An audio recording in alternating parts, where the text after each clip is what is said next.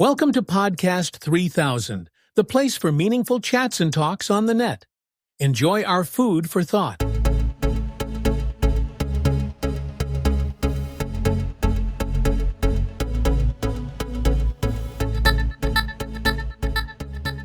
In his book, Where Right Becomes Wrong, Thomas Schwarz has written a kind of biography. Although it is not only about him, it is mainly about his encounters with human rights activists, with courageous people in the former GDR, the East Germany before the reunification. That was the Germany of dictatorship, of oppression, and of the persecution of civil rights activists. In short, it was the country of the state security, the so-called Stasi. Erica and David have read Thomas Schwarz's book, and they recommend it. Welcome to another deep dive. Today, we're going to be talking about East Germany's secret police, the Stasi. And we're going to be using Thomas Schwarz's book as our source. Right. Where Right Becomes Wrong. Encounters with the state security of the GDR. Yeah. And this book is really interesting because it's not just some dry historical account. Right. It's very personal. Schwarz actually had his own interactions with the Stasi. And he did. In the 80s. Yeah, he was a journalist in West Berlin, and he would often go into East Berlin, and he would actually meet with different human rights activists and that kind of thing. And you know what's even crazier? What? He later found out that he was under surveillance the whole time. I know. Isn't that wild? Yeah. Like they had a huge file on him. I can't... Years and years of information. Yeah, and you know, it's one thing to be like, oh, the Stasi was watching people, but to know that they were watching you specifically. Right, and to find that out after the fact. Yeah, exactly. Yeah, that's pretty scary. Yeah, it really makes you think about the reach that they had, you know? Yeah, and it wasn't just about, spying on people. Right. They really wanted to control people, break their spirits, like crush any kind of dissent. It was a whole system, you know. Right. We talk about the Stasi like it's just this group of agents, but it was... Or an apparatus. It was an apparatus. It was a whole network of informants, and they used all this technology to monitor communications, and they were into psychological warfare. It was really a system designed to instill fear and self-censorship. Oh, yeah. And they were definitely not afraid to use violence. Oh, absolutely. I mean, just take the example of Ralph Hirsch. Right. He was a human rights activist. Yeah, very prominent one. And he was targeted by the Stasi. Yeah, they hated him. They really hated him. Yeah. And I mean, it got to the point where they were actually plotting to kill him. Wow. So we're not just talking about, like, intimidation here. We're talking about real threats to people's lives. Absolutely. It shows you the lengths they were willing to go to to silence their opponents. Wow. And you mentioned psychological warfare before? Oh, yeah. Like, what did that actually look like? So they had this thing called Zersetzung, which basically translates to decomposition. Okay. And it was just awful. They would spread rumors about you. Wow. Ruin your reputation, sabotage your work, even like turn your family and friends against you. That's really messed up.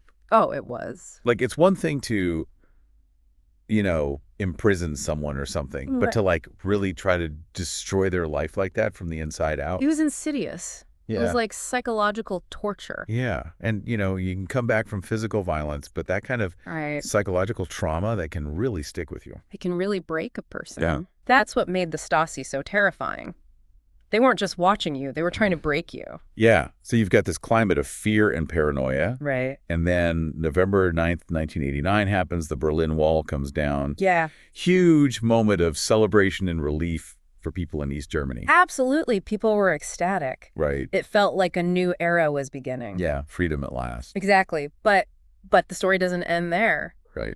Years later, Schwarz actually requested to see his own Stasi file. Wow. And they sent him this massive dossier. How big are we talking? 670 pages. Whoa. Detailing everything they had on him. Wow. Can you imagine facing your past like that? It must have been surreal. Yeah. And even decades after the fall of the Berlin Wall, there are still so many questions about how to deal with the legacy of this organization. Complex issue. Yeah. And it's not just an abstract historical debate either. No, it's not. I mean, we can see echoes of the Stasi's tactics and threats to freedom that are happening all over the world today. Oh, yeah, for sure. But before we get into those parallels, I want to shift gears for a moment and talk about a specific case that caused a lot of controversy. Okay. The case of Andres Holm. Oh, yeah, that was a big one. Yeah, so this guy, Andres Holm, he was a former Stasi informant, but years after the reunification of Germany, he ended up in a really high-ranking political position in Berlin. Yeah, and that really ignited a debate.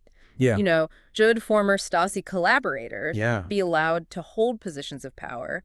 Can we or should we forgive those who cooperated with a regime like that? Yeah, it's a tough question. It is. On the one hand, you have people who say forgiveness and reconciliation are essential for moving forward. Right. But on the other hand, there's the issue of justice for the victims. How do you balance those two perspectives? Yeah, it's a really difficult dilemma. And, you know, Schwartz's book, Yeah. it doesn't try to give us any easy answers. Yeah. Instead, it just lays bare the complexities. Right. You know, forces us to confront some uncomfortable truths about human nature, about power, about the choices we make under pressure. Yeah. It really makes you wonder if seemingly ordinary people could be recruited as Stasi informants. Right. What does that tell us about the potential for conformity and complicity in any society? It's a chilling thought. It is. And it's a question that goes way beyond East Germany. Oh, yeah. I mean, think about what's happening today in places like Russia under Putin or China. Yeah. Dissent is crushed. Surveillance is rampant.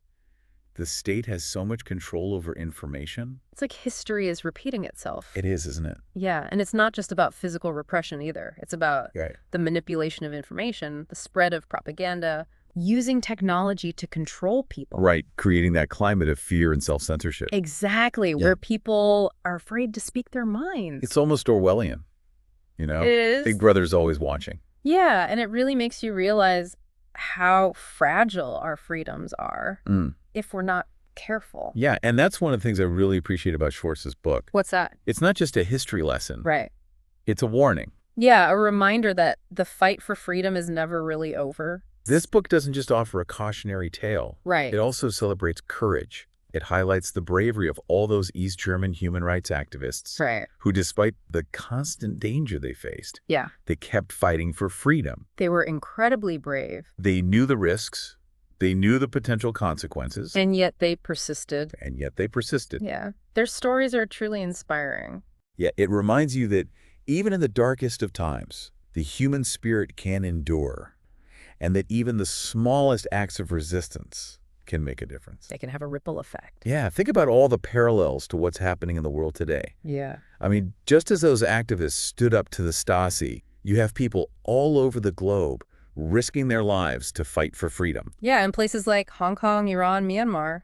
It's inspiring and heartbreaking at the same time. It is. It shows you that the pursuit of freedom is this constant struggle. It's a never-ending fight. It requires vigilance And resilience. and courage. And a willingness to stand up for what's right. Absolutely, even when it's dangerous. Yeah. And those are the qualities that Schwartz's book ultimately celebrates. The qualities we need to cultivate if we want to protect our freedoms Exactly. and build a better world. So as we wrap up this part of our deep dive, Yeah. I think it's really important to remember that we're not just talking about the past here. We're talking about the present and the future. So all connected. It's about understanding the threats to freedom that exist right now and recognizing our own responsibility to speak out against injustice. That's right. And that brings us to another crucial point. Right.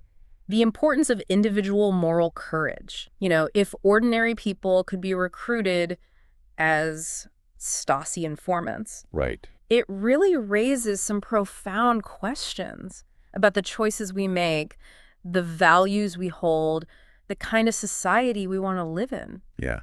It's definitely a sobering thought, but it's also a call to action. It is. Because at the end of the day, the fight for freedom is a fight that we all have to participate in. Every single day. Every single day. That's right. And it reminds us that the Stasi may be gone, but those underlying things that allowed it to happen, Right.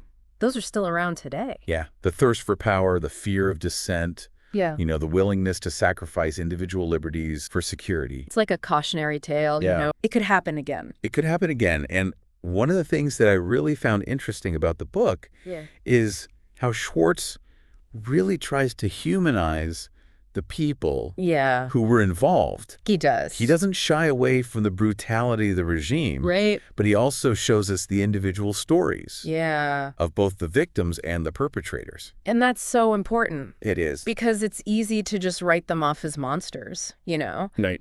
But when you see their humanity, Yeah. when you understand that these were ordinary people who were caught up in this extraordinary situation, it makes you realize that anyone is capable of this under the right circumstances. Yeah, it's a sobering thought for sure. It is. But I think it's also a really important one. Yeah. Because if we can understand how seemingly ordinary people could become complicit in a system like that, maybe we can prevent something similar from happening again. Absolutely. And that's where the importance of individual moral courage comes in. Some of them paid a really heavy price for it. Yeah. And small acts of resistance can have a ripple effect. They can make a difference. Yeah. And it makes you wonder, what would I have done in that situation? Right. Would I have had the courage to speak out? Yeah. Would I have been one of those resistors, or would I have just... Or would you have just gone along with it? Gone along to get along. Yeah, because it was dangerous to resist. Yeah. And it's easy to say, oh, yeah, I would have totally resisted. Right. But when you're actually faced with that kind of pressure... When you're living in that kind of fear... It's different. It's different. It is. And that's why I think this book is so important. Yeah. Because it reminds us that the fight for freedom and human rights...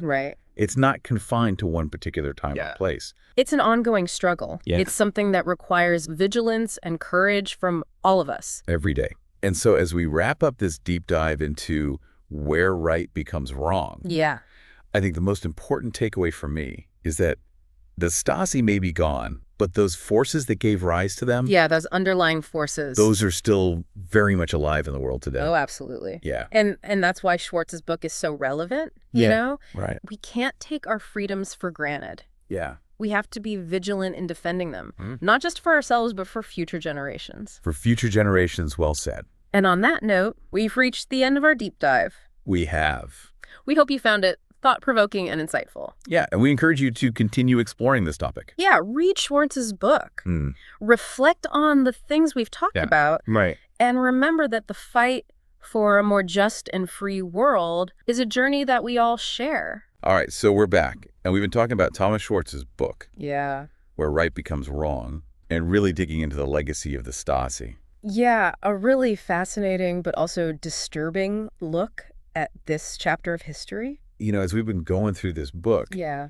it's become clear to me that this isn't just a story about the past. Right. It's really about understanding human nature. It is. Like the choices that we make, the pressures that we face, the potential for good and evil that I think exists in all of us. And I think that's really important because it would be so easy to just dismiss the Stasi as monsters, Right, to distance ourselves from them. But by showing us their humanity, Yep. I think Schwartz is forcing us to confront a really uncomfortable truth. What's that? That ordinary people put in extraordinary situations Right. are capable of doing some pretty terrible things. Yeah, it's a scary thought. It's unsettling, but I think it's essential if we truly want to learn from history. Because if we can understand how seemingly ordinary people Right. could become complicit in a system like that, maybe we can prevent it from happening again. That's where I think the importance of individual moral courage really comes in. Yeah, that's a big theme in the book. It is. Yeah. I mean, Schwartz's book is full of stories of people who, even though they knew the risks, Right. they chose to resist the Stasi regime. They did, and some of them had a very high price for their defiance. Yeah, they did. But their stories are so powerful. They are. Because they remind us that even small acts of resistance can have a huge impact. They can inspire others. They can create change. The fight for freedom and human rights, it's not just something that happened in the past. Right. It's not confined to East Germany or the Cold War. It's an ongoing struggle. It is. And it's a struggle that requires our vigilance and our courage every single day. Well said.